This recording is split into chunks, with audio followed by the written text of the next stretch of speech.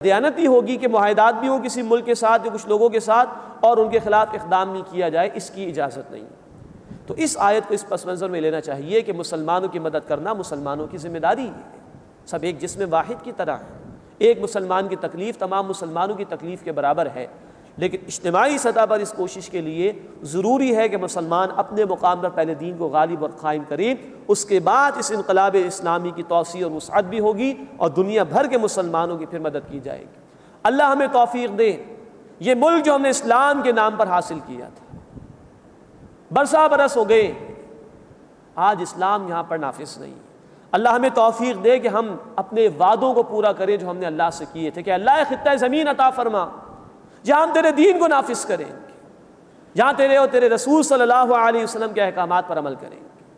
اللہ ہمیں توفیق دے ہم اس ملک میں اسلامی جمہوریہ پاکستان کو واقعتاً اسلام کا قلعہ بنائیں، اور پھر اللہ ہمیں توفیق عطا فرمائے دنیا بھر کے مظلوم مسلمانوں کی مدد، ان کے لیے اللہ ہمیں توفیق دے ہم اپنے اس علاقے سے نکلیں۔ اللہ تعالی ہمیں اس کی توفیق عطا فرمائے، اسلام کو بھی نافذ کرنے کی توفیق دے اور ہمیں اپنے مظلوم بھائیوں کی مدد کرنے کی توفیق عطا فرمائے۔ الذین آمنوا یقاتلون فی سبیل اللہ، وہ لوگ جو ایمان لائے وہ اللہ کے راستے میں جنگ کرتے ہیں، والذین کفروا، اور جن لوگوں نے کفر کیا، یقاتلون فی سبیل الطاغوت، وہ طاغوت کے راستے میں جنگ کرتے ہیں، فقاتلوا اولیاء الشیطان، تو تم شیطان کے ساتھیوں سے لڑو، ان کید الشیطان کان ضعیفا، بے شک شیطان کا فریب انتہائی کمزور ہے۔ یہ ہے جو واضح ہو گیا کہ جنگیں دو ہی قسم کی ہو سکتی ہیں، ایک جنگ ہوگی اللہ کے راستے میں اور ایک جنگ ہوگی طاغوت کے راستے میں۔ طاغوت ہم پڑھ چکے سورہ البقرہ میں آیت نمبر 256 میں کہ طاغوت سے مراد ہر وہ شخص، ادارہ، انسٹیٹیوشن، حکومت، نظام جو اللہ کے خلاف بغاوت پر آ جائے۔ تو ایک جنگ ہو سکتی ہے اللہ کے راستے میں، ایک جنگ ہو سکتی ہے طاغوت کے راستے میں۔ اللہ کے راستے میں جنگ فی سبیل اللہ جنگ صرف وہ ہے بخاری شریف اور مسلم شریف کی حدیث کے مطابق جس کا مقصد ہو اللہ کے دین کو غالب اور قائم کرنا، صرف یہ جنگ جو ہے وہ فی سبیل اللہ ہوگی۔ اس کے سوا کسی دنیا کی غرض کے لیے، دنیاوی نظام کو غالب کرنے کے لیے، انسانوں کے نظام کو پروموٹ کرنے کے لیے جنگیں ہو رہی ہیں تو یہ طاغوت کے راستے میں ہوگی۔ فرمایا فقاتلوا اولیاء الشیطان، تم شیطان کے ساتھیوں سے لڑو، ان کید الشیطان کان ضعیفا، بے شک شیطان کا فریب انتہائی کمزور ہے۔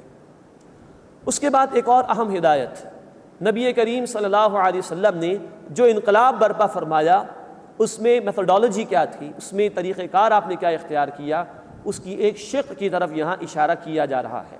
فرمایا الم تر الی الذین، کیا تم نے ان لوگوں کو نہیں دیکھا، قیل لہم کفوا ایدیکم، جنہیں کہا گیا تھا کہ اپنے ہاتھوں کو باندھ کر رکھو، واقیموا الصلاۃ، اور نماز قائم کرو، وآتوا الزکاۃ، اور زکوٰۃ ادا کرو۔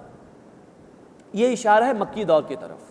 سورۃ النساء سن 4 ہجری میں نازل ہوئی، لیکن جس بات کی طرف اشارہ کیا جا رہا ہے یہ مکی زندگی سے متعلق ہے۔ مکے میں کوئی قتال، کوئی جنگ نہیں ہوئی، 13 برس تک مسلمانوں کو ہاتھ باندھ کر رکھنے کا حکم تھا۔ اور نوٹ فرمائیے یہ حکم رسول اللہ صلی اللہ علیہ وسلم نے دیا تھا۔ قرآن میں کوئی آیت ایسی نہیں جس میں یہ حکم آیا ہو کہ مسلمانوں ہاتھوں کو باندھ کر رکھو۔ یہ حکم دراصل رسول کریم صلی اللہ علیہ وسلم کا تھا جس کی کنفرمیشن اللہ نے مدنی صورت میں دی ہے۔ تو یہیں سے نوٹ فرمائیے کہ قرآن کے سوا بھی اللہ کے رسول صلی اللہ علیہ وسلم پر وحی نازل ہوتی تھی جس کی کنفرمیشن اللہ تعالیٰ نے دی۔ تو ہاتھوں کو باندھ کر رکھنے کا حکم دیا گیا تھا۔ اس کی وجہ یہ تھی کہ ابتداءً مسلمان تعداد میں بہت کم تھے، اگر ابھی پری میچور کوئی ایکشن لے لیا جاتا تو یہ تعداد ختم ہو جاتی، مٹا دیے جاتے۔ ضرورت تھی تعداد کو بڑھانے کی، طاقت کو جمع کرنے کی، ضرورت تھی صحابہ کو مشکلات سے گزارنے کی تاکہ وہ نسبتاً اور آنے والے مشکل مراحل کے لیے تیار ہو سکیں۔ ضرورت تھی اس بات کی کہ جو لوگ بھی معاشرے میں موجود تھے، سائلنٹ میجورٹی جسے کہا جاتا ہے، ان کی ہمدردیاں حاصل کی جا سکیں۔ لوگ دیکھ رہے تھے بلال رضی اللہ تعالیٰ عنہ پر ظلم ہو رہا ہے، انہوں نے کسی کا قرض نہیں لیا، کسی کے ساتھ زیادتی نہیں کی، لیکن کیا اتنا بڑا حق ہے بلال رضی اللہ تعالیٰ عنہ کے پاس کہ یہ جان دینے کو تیار ہیں لیکن حق چھوڑنے کو تیار نہیں۔ تو لوگوں کی ہمدردیاں حاصل کرنا مقصود تھا۔ یہ بھی ضروری تھا کہ ابھی ہاتھ نہ اٹھایا جائے تاکہ جو بھی وقت کا باطل نظام تھا اس کو اہل ایمان کو اس انقلابی طاقت کو کچلنے کا جواز میسر نہ آ سکے۔ ان حکمتوں کے ساتھ حکم دیا گیا تھا اپنے ہاتھوں کو باندھے رکھنے کا۔ 13 برس تک، نوٹ فرمائیے، اللہ کے رسول صلی اللہ علیہ وسلم نے دعوت دی ہے قرآن کے ذریعے سے۔ جنہوں نے دعوت قبول کی ان کو جمع فرمایا آپ صلی اللہ علیہ وسلم، ان کی تربیت فرمائی آپ صلی اللہ علیہ وسلم نے، ان کو اللہ والا بنایا۔ یہ اللہ والے ہی پھر آگے بڑھ کر اللہ کے نظام کے لیے جد و جہد کر سکتے تھے۔ اور یہ حکم دیا کہ ہاتھوں کو باندھ کر رکھو، ابھی ہاتھ اٹھانے کی اجازت نہیں، جو کچھ آ رہا ہے اس کو برداشت کرو۔ یہ ہے میتھڈالوجی محمد کریم صلی اللہ علیہ وسلم کی۔ 13 برس تک ہاتھوں کو روک کر رکھا ہے۔ ہاں جب ہجرت فرمائی ہے تو بسورۃ الحج آیت نمبر 39 میں اجازت دے دی گئی قتال کی، اور سورہ البقرہ میں ہم پڑھ چکے آیت نمبر 216 میں قتال کا حکم بھی دے دیا گیا۔ تب پھر جنگ ہوئی ہے، غزوہ بدر، غزوہ احد، غزوہ احزاب کا معاملہ، اور 8 ہجری میں دین غالب ہو گیا، فتح مکہ ہو گئی الحمدللہ۔ لیکن یہ پروسیس ذہن میں رکھیے کہ اس کا اولین فیز یہ تھا کہ مکی دور میں طاقت جمع کرنا مقصود تھی، لوگوں کی تربیت کرنا مقصود تھا، تو ہاتھوں کو باندھے رکھنے کا حکم دیا گیا۔ یہ اول فیز ہے، پھر انقلاب کے لیے اقدام کیا جاتا ہے اور انقلابی جد و جہد قتال کے مرحلے میں داخل ہوتی ہے۔ تو فرمایا کہ الم تر الی الذین، کیا تم نے ان لوگوں کو نہیں دیکھا، قیل لہم کفوا ایدیکم، جنہیں کہا گیا تھا کہ اپنے ہاتھوں کو باندھ کر رکھو، واقیموا الصلاۃ، اور نماز قائم کرو، وآتوا الزکاۃ، اور زکوٰۃ ادا کرو۔ اب کچھ منافقین کی طرف اشارہ ہو رہا ہے۔ فلما کتب علیہم القتال، پھر جب ان پر قتال کرنا فرض کر دیا گیا، اذا فریق منہم، تو ان میں سے ایک فریق، یخشون الناس، وہ لوگوں سے ڈرتا ہے، کخشیۃ اللہ، جیسے کہ اللہ کا ڈر ہو، او اشد خشیہ، یا اس سے بھی زیادہ ڈر۔ اب یہ کیونکہ دنیا پرست ہے، ان کو جان و مال عزیز ہے، تو دین جب قتال کا مطالبہ کر رہا ہے تو یہ پیچھے ہٹ رہے ہیں، اور لوگوں سے ایسے ڈر رہے جیسے کہ اللہ سے ڈرنا چاہیے، بلکہ اللہ سے بڑھ کر لوگوں کا ان کو خوف ہو رہا ہے۔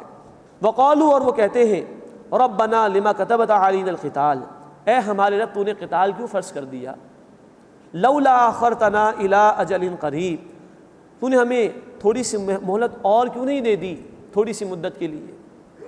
قل، اے نبی صلی اللہ علیہ وسلم فرما دیجئے، متاع الدنیا قلیل، دنیا کا فائدہ بہت ہی تھوڑا ہے، اس کی کوئی حیثیت نہیں ہے، والآخرۃ خیر لمن اتقی، اور آخرت بہتر ہے اس کے لیے جو تقوی اختیار کرنے والا۔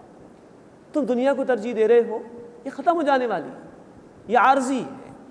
اللہ کے رسول صلی اللہ علیہ وسلم فرما رہے ہیں، حدیث مبارکہ ہے مسلم شریف میں، صحابہ آپ کے ساتھ تھے، راستے میں ایک جگہ دیکھا کہ بکری کا مردار بچہ پڑا ہوا ہے، اس کے کان کٹے ہوئے تھے، اس کا پیٹ پھلا ہوا تھا، مردار تھا۔ آپ نے صحابہ سے پوچھا، اے میرے صحابہ، تم میں سے کون ہے جس سے 1 درہم میں خریدنے کو تیار ہو؟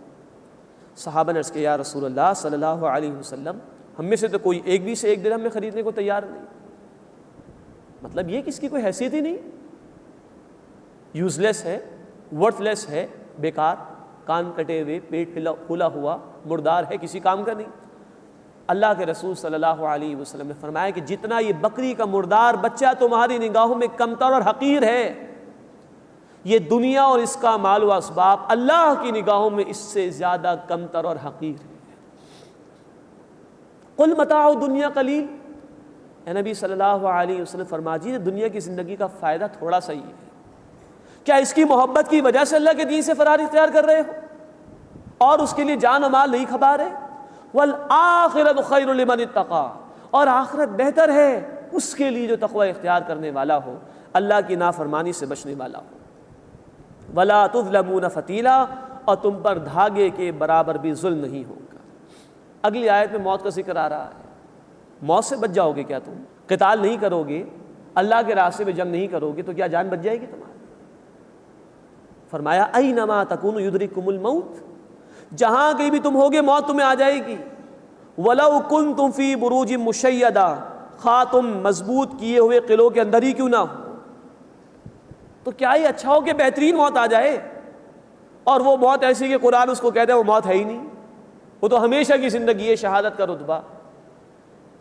تو قتال سے جی چرا کر موت سے بچ نہیں سکتے، موت تو آ ہی جائے گی۔ تو یہ راستہ اگر ہے اور اللہ نے موقع دیا ہے تو آگے بڑھو اور جان کا نذرانہ اللہ کے راستے میں پیش کرو۔